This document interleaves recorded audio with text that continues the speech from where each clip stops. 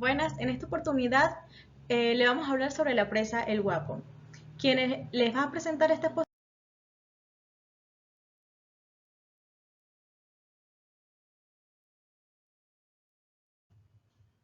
Iniciamos con las características principales de la presa El Guapo, la cual se encuentra ubicada sobre el río Guapo a 4.5 kilómetros al sur de la población en El Guapo, en el estado Miranda, y que se encuentra dentro del embalse Ingeniero Fernando Trías. Tiene como propósito el abastecimiento de agua potable de las zonas cercanas a la misma. Tiene como propósito el control de crecientes, cumplir con un riego de 6.500 hectáreas y el mantenimiento de equilibrio ecológico en la laguna de Tacarigua. Tiene unas dimensiones de una altura máxima de 60 metros, un ancho de cresta de 8 metros, una longitud de cresta de 524 metros y la cota de la cresta se encuentra ubicada a 107 metros sobre el nivel del mar. Cabe destacar que la presa es de tipo de tierra zonificada. Cronología y problemas durante la etapa de desviación. La obra inició en 1975. En 1979 la obra se paralizó por aproximadamente un año.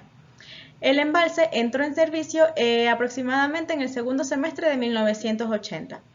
Durante la construcción de la presa, el caudal del río fue desviado a través de un túnel de 3.5 metros de diámetro y 221 metros de longitud.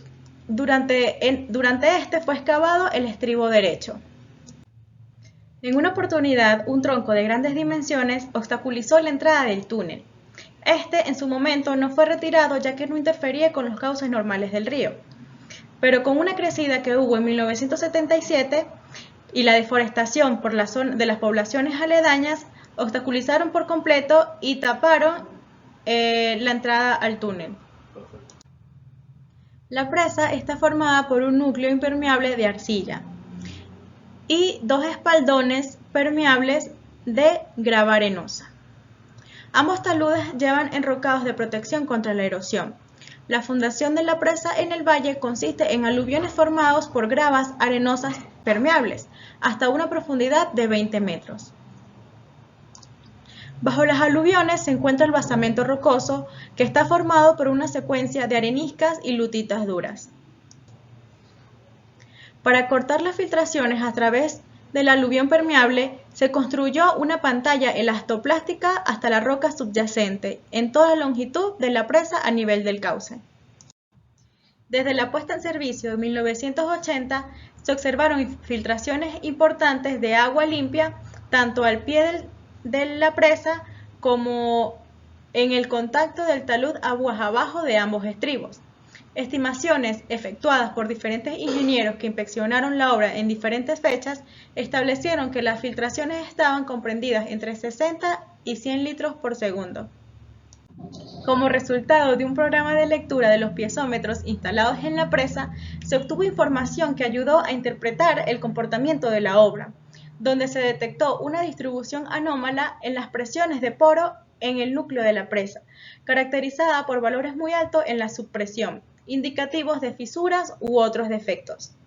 La presencia de estas subpresiones importantes en la fundación de la presa y específicamente aguas abajo de la pantalla elastoplástica en las cercanías del estribo izquierdo podría ser consecuencia de un defecto en la conexión de la pantalla núcleo.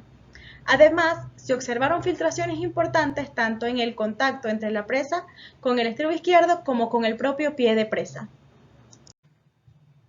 Esta imagen muestra las líneas equipotenciales interpretadas desde las lecturas piezométricas en el núcleo en una de las secciones de instrumentación de la presa.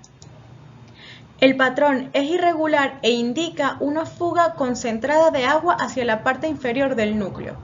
De la interpretación de las lecturas de otra sección se infirió también una fuga de agua concentrada en el contacto del núcleo con la pantalla elastoplástica, lo que indicaría un empotramiento deficiente o una ruptura de dicha pantalla. Posteriormente, cuando se hicieron los trabajos de estabilización, el cual consistía en la construcción de un espaldón de grava adosado al talud aguas abajo de la presa, se observó que a medida que se iba retirando el enrocado de protección de dicho talud para construir el espaldón, Las filtraciones afloraban no solo en la base del mismo y en el contacto con los estribos, sino también en el propio talud a través de la grava, hasta una altura de 36 metros respecto al fondo del valle y a todo lo largo del espaldón aguas abajo. Estas filtraciones no habían sido detectadas con anterioridad, ya que no eran visibles, pues fluían en el contacto entre el espaldón de grava y el enrocado de protección del talud, ocultas por este. Anteriormente, el flujo se podía ver solamente al pie de la presa, al aflorar en la parte inferior del enrocado. Se procedió a revisar la estabilidad de la presa con la línea de saturación detectada en los piezómetros. Después de analizar un gran número de superficies potenciales de falla, se obtuvo que el factor de seguridad de la obra era precario, el cual estaba por debajo de 1. Un factor de seguridad tan bajo era inaceptable, ya que indicaba que la presa estaba en el límite de la ocurrencia de una falla masiva. La solución final consistió en construir un espaldón de grava adosado al talud aguas abajo de la presa. Este espaldón tiene una parte superior con una pendiente de 2.25 a 1, una berma de 5 metros de ancho y una cota de 72 metros sobre el nivel del mar, con una pendiente de 3 a 1 por debajo de dicha berma. Con la construcción del espaldón se incrementó el factor de seguridad a más de 1.5, el cual es un factor de seguridad aceptable.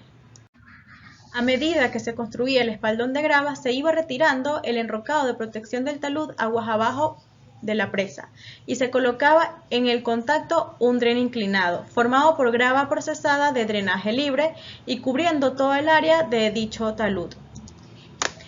Este dren tiene una parte horizontal sobre el aluvión del cauce, así como sendas ramas laterales que recubren ambos estribos. La función del dren es captar las filtraciones y descargarla aguas abajo, evitando que la saturación se propague al nuevo espaldón estabilizante.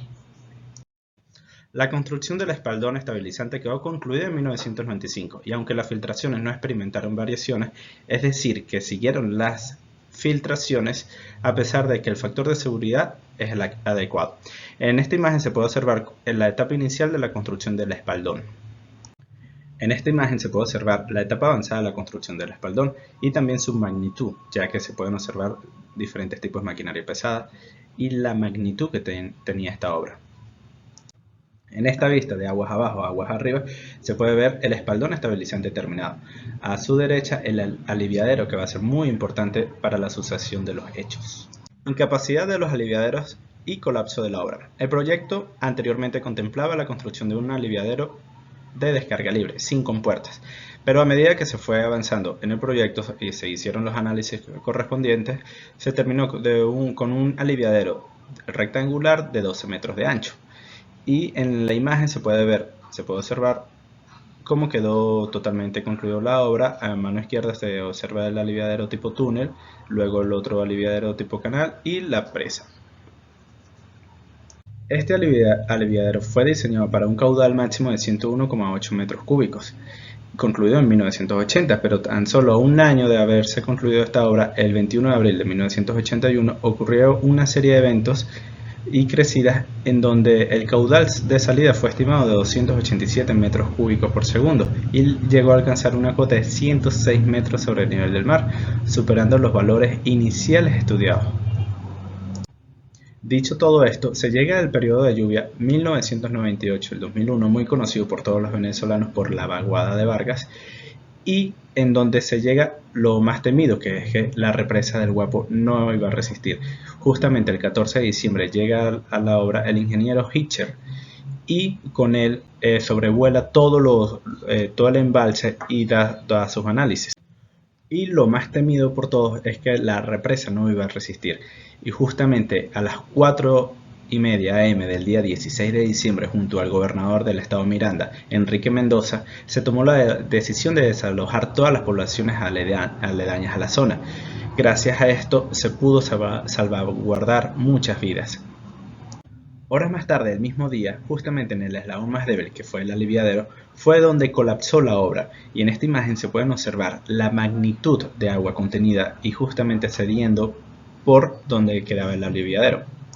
En la foto de la izquierda podemos observar una ola desplazándose a lo largo del valle del río El Guapo, destruyendo todo a su paso. Se puede ver la magnitud, el arrastre de sedimentos, su color. Y en la foto de la derecha, las inundaciones en la zona del río Chico. Aquí toda esta población tuvo grandes pérdidas por todo el colapso de la obra. Días más tarde se tomó esta imagen desde aguas arriba el 30 de diciembre.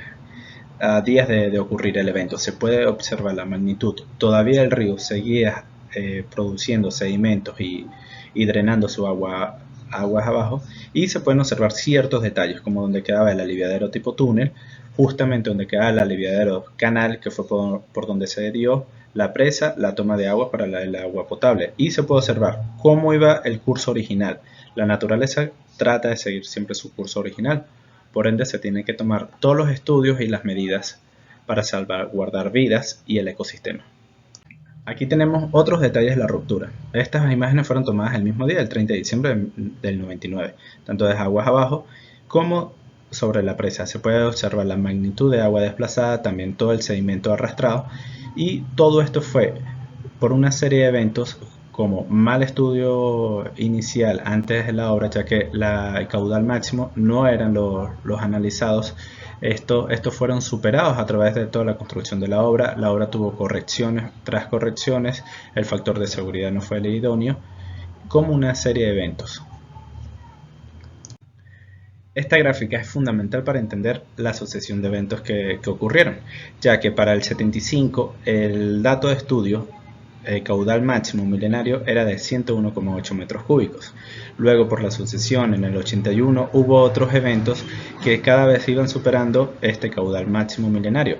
Para el 2001 se tiene el registro de que fue entre 3.000 y 4.000 en la vez del desastre que ocurrió en donde colapsó la obra. Ya habiendo corregido todo esto y haciendo estudios mejores y cada vez más avanzados y más detallados, se obtuvo entre aproximadamente 5.500, que fue con el que se terminó y se corrigió la obra, el cual permanece en pie hoy en día. Con todo lo ocurrido y el estudio previo realizado bien hecho, se llegó a la rehabilitación de la obra. Este túnel cuenta con 300 metros de longitud y 4.40 metros de diámetro. Esta es la entrada del túnel de desviación, una rampa inclinada para una compuerta rodante. También se generaron diferentes tipos de válvulas de medidas de seguridad para poder regular el caudal del embalse. Esta fue una grabación tomada el día de la inauguración. Esta es una foto del aliviadero prácticamente terminado. Aquí se puede observar la magnitud que se genera, que tiene esta obra, y con todos los problemas corregidos, el estudio bien hecho, el factor de seguridad tomado en cuenta. Acá podemos observar la obra terminada. Años posteriores a la reinauguración, el 15 de febrero del 2009, se puso a prueba el aliviadero, el cual cumplió todas sus funciones y sigue en pie hoy en día. Muchas gracias por llegar hasta aquí en el video y por sus atenciones, gracias por sus likes. También le quería recordar, Universidad de los Andes, ULA, Venezuela, Estado Mérida.